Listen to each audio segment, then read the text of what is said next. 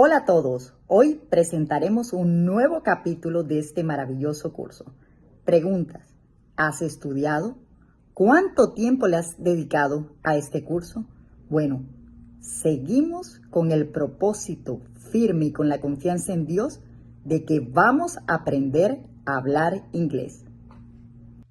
Hola sucreños, bienvenidos al bilingüismo a través del diplomado curso de inglés de la compañía de terapia SABA, AbilityToHelp y la Fundación de Inclusionist. Esta es una oportunidad apoyada por la Gobernación de Sucre para que todos los sucreños tengan la oportunidad de hablar inglés, idioma universal que usted podrá estudiar a su propio ritmo, es decir, con el tiempo que usted tiene disponible, sea en la mañana, la tarde, en la noche, pero usted termina hablando inglés. Soy Gloria Fandiño, Glorifan. Gracias. Hi, my name is William Duarte. Bienvenidos al Diplomado SUCRE bilingüe de la compañía AbilityToHelp. Soy William Duarte de la Fundación de Inclusionist. Estudia y lo lograrás. Yes, you can do it. Hi class, good morning. Okay, today we are in our 155 class. So that's why we are going to continue about communication because it's the most important, how you could communicate with someone else. So that's why yesterday we talked about asking for permission. How do you do that? An effective communication is really important because you are going to talk with another one people. So that's why we are doing this kind of activities. Today, we are going to continue with explaining procedures about nursery. So let's see. Now we are talking about communication. So that's why we are here. Let's see together. Go to menu.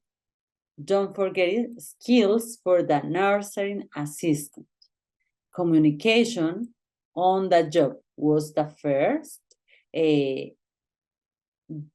first number we solved. We did it last class. So today I need to continue with non-verbal communication.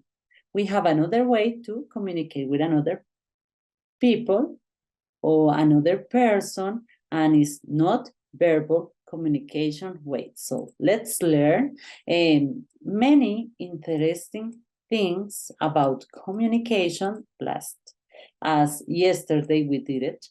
And look at this. We have a big one unit. You could solve all these, but language skills, explaining procedures. So let's see. Future tense with be going to. So yesterday we learned about how ask for permission. So today I'm learning, or we are learning about how to respond or explaining procedures. Is a second part of the last class. Future tense with be going to. Before you begin a procedure, you need to explain to patients and residents what you intend to do and what you want them to do and how to do it. When talking about a plan, we use the going to form of the future tense. I'm going to put this belt around your waist. She's going to help me lift you. We're going to walk down the hall. Are you going to put it around my arm? I'm not going to put it around your arm. Listening warning. When people speak quickly, I'm going to becomes I'm gonna, or even I'm nah. I'm nah is a new one. I'm nah. I'm gonna or I'm nah. You could hear I'm gonna, I'm nah. So don't forget it. I'm going to or I'm gonna or I'm nah is when you want to explain the patient a procedure you are going to do. I'm going to put this belt around your waist. I'm going to take your pressure. So it's something that you are going to do in the future. It's a going to future. We talked about it last classes. So language skills, listen for it. Listen for be going to, form of the future tense. Select, listen, and correct the answer. So let's see. We are going to walk down the whole way today. I'm going to use the safety belt so you don't fall. We're going to walk down the hallway today, and I'm going to use the safety belt so that you don't fall. How many times do you hear going to form of the future tense? 2 times, 3 times, or 4 times? Help me. We're going to walk down the hallway today, and I'm going to use the safety belt so that you don't fall. Oh, I don't know. We're going to walk down the hallway today, and I'm going to use the safety belt so that you don't fall. 2 times, maybe? Yes. I'm going. So, today we are going to ambulate you using a gate belt. What are you talking about? Oh, sorry. That's nurses' talks. We are going to walk down the hallway, and I'm going to use the safety belt so you don't fall. Relax. So, Mr. M, today we're going to ambulate you using a gate belt. Huh? What are you talking about? Oh, sorry, Mr. M, that's nurses' talk. We're going to walk down the hallway today, and I'm going to use the safety belt so that you don't fall. okay, look at this. Mr. M, today we're going to ambulate you using a gate belt. Huh? What are you talking about? Oh, sorry, Mr. M, that's nurses' talk. We're going to walk down the hallway today, and I'm going to use the safety belt so that you don't fall. So, 3 times. Let's see. Okay, Mr. M, we're going to transition you from a forward to a lateral position. I'm going to strap on the gate belt. We're going to let you dangle for a few minutes, and then I'm going to lace up your shoes and we're going to ambulate around the room. Okay. 1, 2, 3, 4, and 5. We are going to transition you from forwards to lateral position. I'm going to strap on the gate belt. We are going to let you dangle for a few minutes, and then I'm going to lace up your shoes, and we are going to ambulate around the door. So 5 times is this answer. Trisha, I am going to put this gate belt around your waist. Look at this. I'm going to put this gate belt around your waist. What's a gate belt? Are you going to tie me to a gate? Are you going to tie me to a gate? I'm going to put this gate belt around your waist. What's a gate belt? Are you going to tie me to a gate? Are you going to tie me to a gate? Are you going to tie me to a gate? Are you going to tie me to a gate? Which one? I'm going to put this gate belt around your waist. What's a gate belt? Are you going to tie me to a gate? Are you going to tie me? Are you going to tie me to a gate? So let's see. Future tense with will. In your job, you will often respond to a patient or resident with an offer or promise to do something. The future form will is used in these cases. Review the form and study the examples that follow. I will get you some juice. I'll see you tomorrow. I will not equals I won't. I will not let you fall. I won't walk too fast. The form is the same for all subjects. Will is a future time. Do you remember? In your job, you will often respond to a patient or resident with an offer or promise to do something. The future form is a promise. Do you remember? Will. Will is used in this case. Review the form and study the examples that follow. I will get you some juice. I'll get you some juice. I will. I'll see you tomorrow. I will not. I won't. I won't let you fall. I won't walk too fast. I won't let you fall. The form is the same for all subjects. You know that. So let's see. Offers, promises, agreement, refusals. Offer. I'm cold. Okay, I'll get you a blanket. Promise. Are you leaving? Yes, but I'll check on you later. I'm scared that I'll fall. Don't worry, I won't let you fall. Agreeing to do something. Be sure to close the curtain. Yes, I will. Refusing to do something. I won't eat anything on that tray. He won't let me bathe him. Okay, we have examples about a real life, a real context. So look at this. Refuse to do something. I won't eat anything on that tray. He won't let me bathe him. Agree to do something. Be sure to close the curtain. Yes, I will. Don't forget it. Yes, I will is when you are agree with do something. Promise. Promise is with will. So let's see. Are you leaving? Yes, but I'll check on you late. This is a promise. But I'll check on you later. Patient. I'm scared that I fall. Don't worry, I won't let you fall. This is a promise. Offer. I'm cold. My offer is I'll get you a blanket. So here we have an example about offer, promise, agreement, and refusal. So let's see. You're not wearing your hearing aid.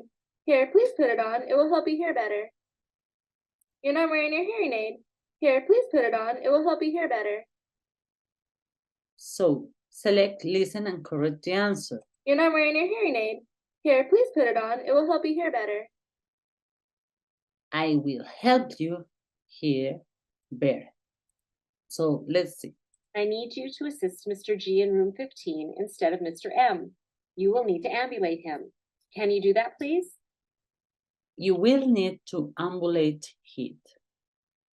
I also want you to put on your shoes so you don't sleep on the floor. I also want you to put on your shoes so that you don't slip on the floor. Then we'll walk to the bathroom together. Does that sound okay? Which one does she say? I will put on your shoes so you don't sleep. I also want to put. So then we'll walk to the bathroom together. This one, look at this. I'll draw the curtain and close the door so that you are not exposed. I'll draw the curtain and close the door so that you're not exposed. Which one does she say? I'll draw the curtain and close the door so that you're not exposed. I draw the curtain, I will close the door so that you're not exposed. I draw the curtain. I'll draw the curtain and close the door so that you are not exposed. I'll draw the curtain and close the door so that you're not exposed. So, hello. Hello, Mr. M. My name is Trisha, and I will be your nurse assistant today. How are you feeling this morning? I will be your nurse assistant today. I will be Josery. Okay, Mr. M, you comfortable? Yes, but I need my head raised. Okay, I'll get you a pillow. So let's see. Okay, Mr. M, you comfortable? Yes, but I need my head raised. Okay, I'll get you a pillow. Okay, Mr. M, you comfortable? Yes, but I need my head raised. Okay, I'll get you a pillow. I get your pillow. I'll get your pillow because it's a promise. I'll get. Okay, Mr. M, you comfortable? You feeling okay? Could you raise my head? Okay, Mr. M, you comfortable? You feeling okay? Could you raise my head? Okay, Mr. M, you comfortable? You feeling okay? Could you raise my head? Raise my hand. I'll raise it for you right now. I'm raising it for you right now. I'm going to raise it for you. No. Okay, Mr. M, you comfortable? You feeling okay? Could you raise my head? Okay. I'll raise it for you right now. I don't quite understand you. Can you write it down for me, please? Oh, you want coffee? Yeah. I don't quite understand you. Can you write it down for me, please? I am going to get that for you. Oh, you want coffee? I'll go get. So the patient tells Trisha, how was your breakfast? My breakfast was great. It's very, but yeah, I think they could have given me just a little bit more orange juice. How was your breakfast? My breakfast was great. It's very, but yeah, I think they could have given me just a little bit more orange juice. the patient tells Trisha he didn't get enough juice. How will Trisha respond? Oh, I'm going to make sure that they do it next time. Oh, I'm sure they do it next time. Oh, I'll make sure they do it next time. How was your breakfast? My breakfast was great. It's very, but yeah, I think they could have given me just a little bit more orange juice. I'll make sure, because it's a promise. Not with going to, because this is a promise. So let's see. Now, I'm going to be putting this gate belt on you. That's going to help me walk you to the restroom. All right, how are you going to do that? Wants to know what she's planning to do with the gate belt. How does Trisha respond? It is going to go around your waist. It's go around your waist. It will going around your waist. It is going to go, or it's go. It is going to go, let's see, it's okay. Esto va a ir alrededor. It's going to go, it's a future. So, let's see.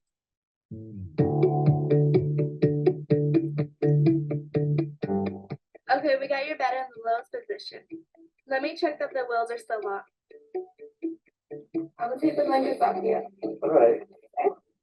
I appreciate that. It's a little bit warm in here. You know, on the count of three, I'm going to sit you up. All right, count to three. Okay, 1, 2, 3. Good. Are you doing okay? I've been great. Okay, well, I'm going to put this gate belt on you and put your shoes on, okay? All right. The gate belt goes around my... On your waist. On my waist. Yes. Yes.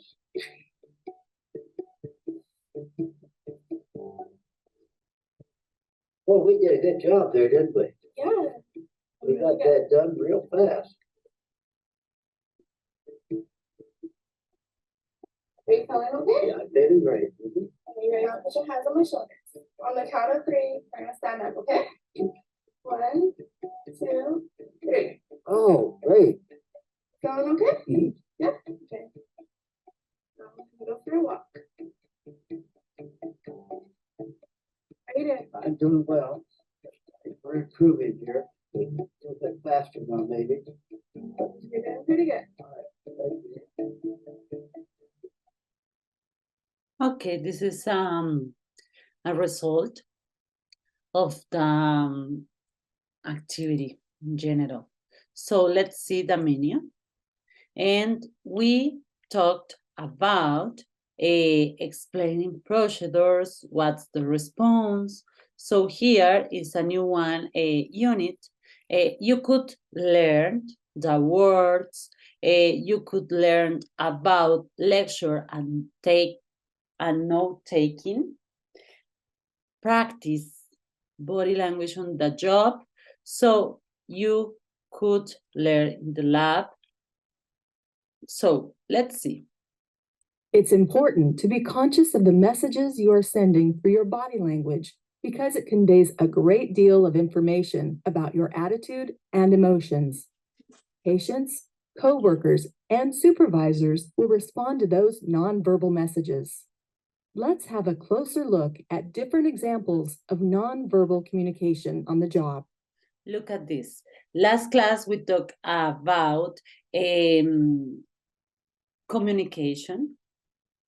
Now we are talking about not verbal message. So let's see. It is important to be conscious. It's important to be conscious of the messages you are sending through your body language because it conveys a great deal of information about your attitude and emotions.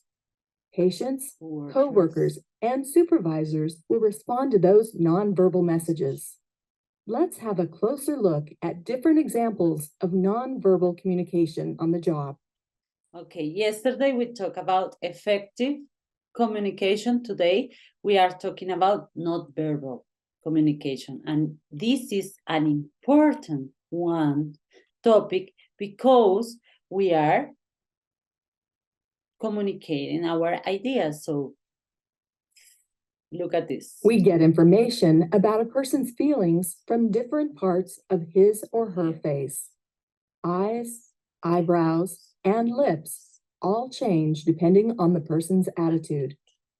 Look at the two pictures of our student nursing assistant. His finger to his lips means he is asking for quiet, but look closely at his face. In the first photo, his eyebrows are raised. He seems to be giving a polite reminder to be quiet. In the second photo, his eyebrows are lowered and his eyes are intense. Eric is definitely irritated by the noise, and he is saying, "Be quiet," with his hand gesture, but conveying his anger with his face. Okay, look at this. Nonverbal communication talks about your expression, your face, your eyebrows, your eyes. So on the first picture, he looks relaxed. It's okay. He's just asking for be quiet, but is relaxed. On the second one, his finger to his lips means he's asking for quiet, but look closely. His face, his eyebrows. So he gives a polite remain to be quiet. On the second one, Eric is irritated. Look at this. Irritated, but the nose. He's saying be quiet with his hand gesture. So that's why we have a difference between your face, facial expressions. So let's see. A frown on your face makes others think you are displeased, unhappy, or even angry. Are these the kinds of faces you'd like to see if you were sick? Are these the kinds of faces you'd like to see if you were sick? I don't know. I think I don't like it, but I prefer the first one. Look at this. Everyone can probably agree that a smiling, positive face with good eye contact is always a welcome sight.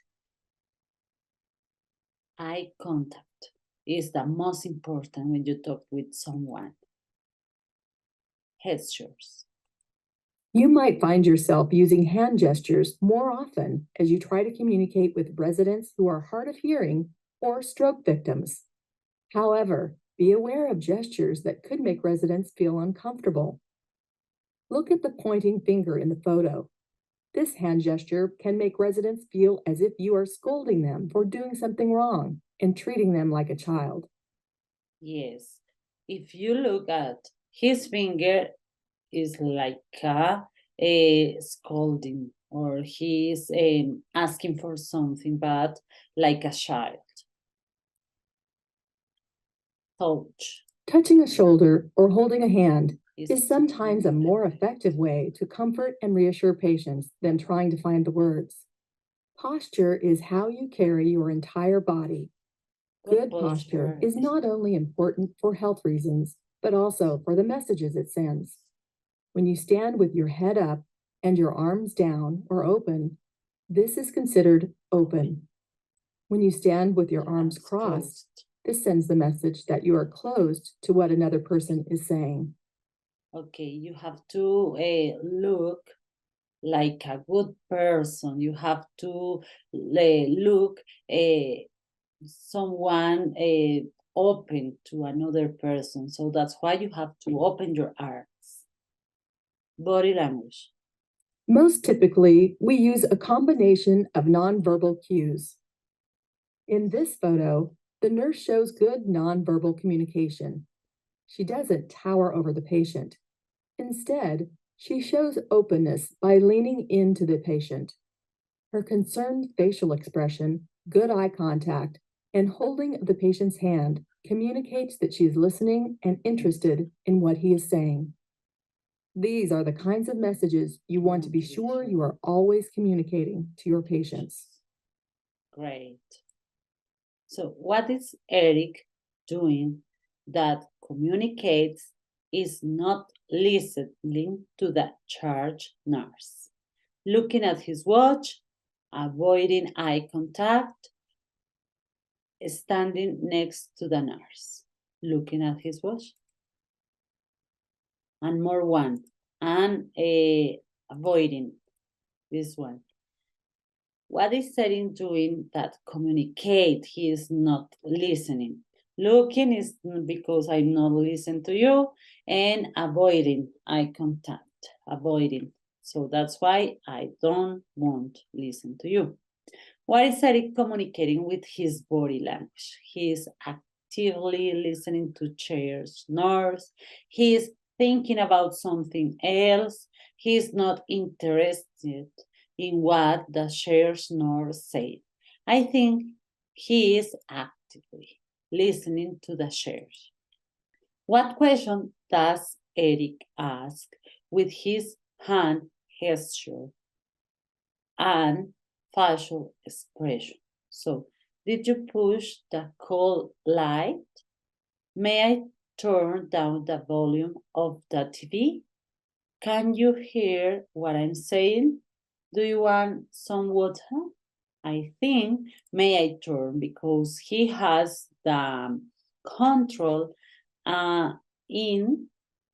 into his hands. So that's why I think it's the second one. Eric is communicating. He is close to communication through his posture, tone of voice, good eye contact, a gesture, posture, I think.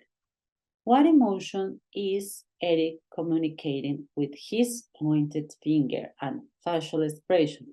Anger, sympathy, or enthusiasm? Anger. Okay, look at this. Could you please keep your voice down? Please. Could you please? I think it's this one. Could you please keep your voice down? It's a good request. It's a polite request. I don't know. I haven't seen him. I don't know.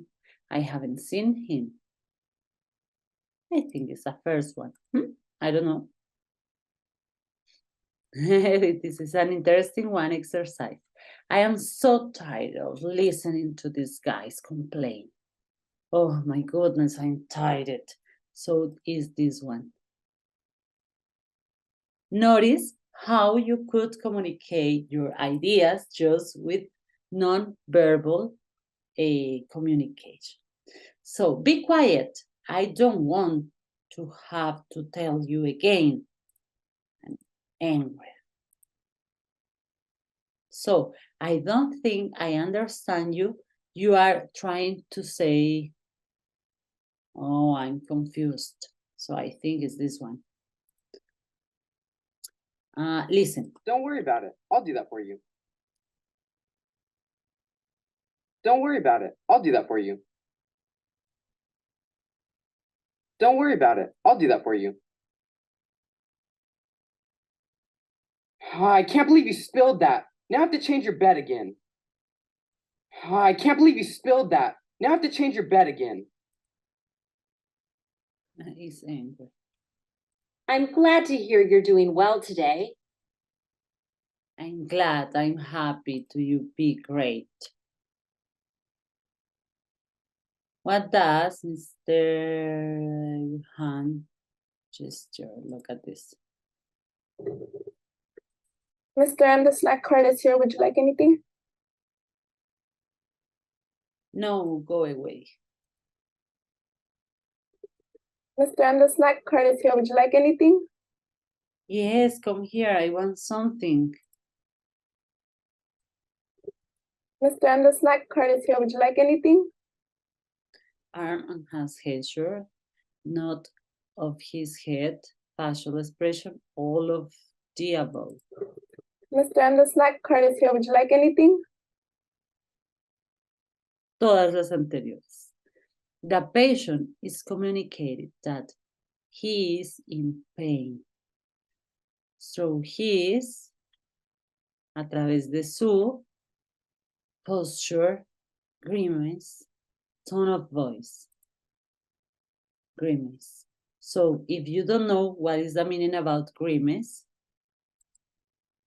muecas, grimace. Grimace. Grimace, your Grimace. Your grimace. What is the patient communicating with this gesture? Approval? No.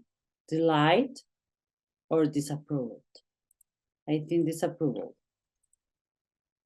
What is the patient communicated with this gesture? I need to stop walking. I need to walk faster. I need to have something to drink. I need to stop walking. The NA sees the patient in his position and numbing softly. What should the NA do? Recognize the patient has a headache and turn off the TV for him. Recognize the patient has a headache and tell the nurse. Recognize the patient has a headache, I give him an aspirin. Recognize the patient has a headache and tell the nurse.